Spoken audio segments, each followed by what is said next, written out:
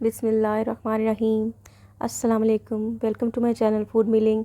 मैं उम्मीद करती हूँ सब खैरियत से होंगे। आज की मेरी रेसिपी है यखनी और साथ उसके अंडा है। उसको ब्लैक पेपर मैंने गार्निशिंग करके डाला था। ओरिजिनल रेसिपी है, बिल्कुल बिल्कुल मेरी नानी इसी तरह ही बनाया करती थी, सेम बिल्कुल उसी तरह मैं आपको बनाना सिखाऊंगी। मैं उम्मीद करती हूँ आपको बिल्कुल बहुत पसंद आएगी और आप इसको ज़रूर घर में ट्राई करेंगे। और इस चलते हैं रेसिपी की तरफ। इसमें 1 पाव मटन लिया था, हड्डी वाला गोश्त है। इसमें मैंने 2 मीडियम साइज़ की प्याज ले ली थी, उसको रैंडमली कट करके डाल दिया। 1 चम्मच लहसुन का पेस्ट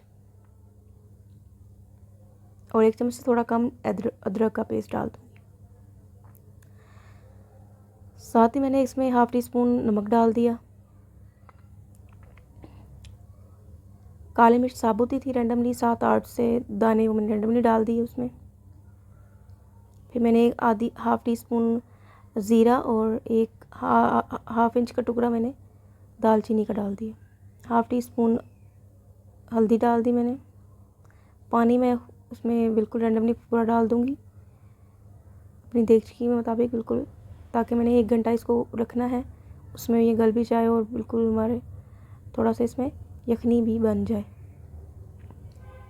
पहला उबाल आने के बाद मैं इसको ढक्कन लगा दूँगी। उसको 1 घंटे के लिए हल्की आंच पर रख दूँगी।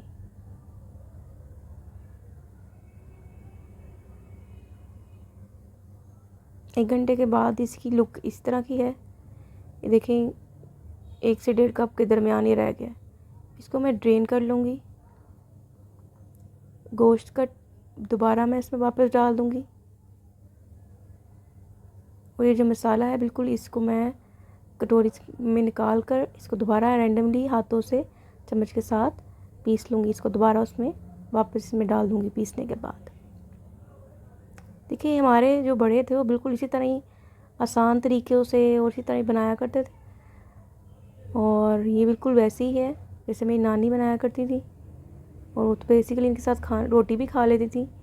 और मैंने भी उनके पास से इसी तरह ही खाई है और देखा भी है। तो ये बिल्कुल वैसे ही है ऑर्गेनिकली। इसको मैंने डिश आउट कर लिया और साथ एक अंडा भी 2 बॉयल कर लिए, वो साथ मैंने ब्लैक पेपर डाला। बहुत मज़े की थी। ओरिजिनल ये ऑर्गेनिक जैसे यखनी है, बिल्कुल यखनी जिसको कहते हैं वो है। ज़रूर ट्राई कीजिएगा। इजी रेसिपी है। मेरी रेसिपी आपको अच्छी लगती हो तो मेरे फॉलो करें चैनल को। Thank you.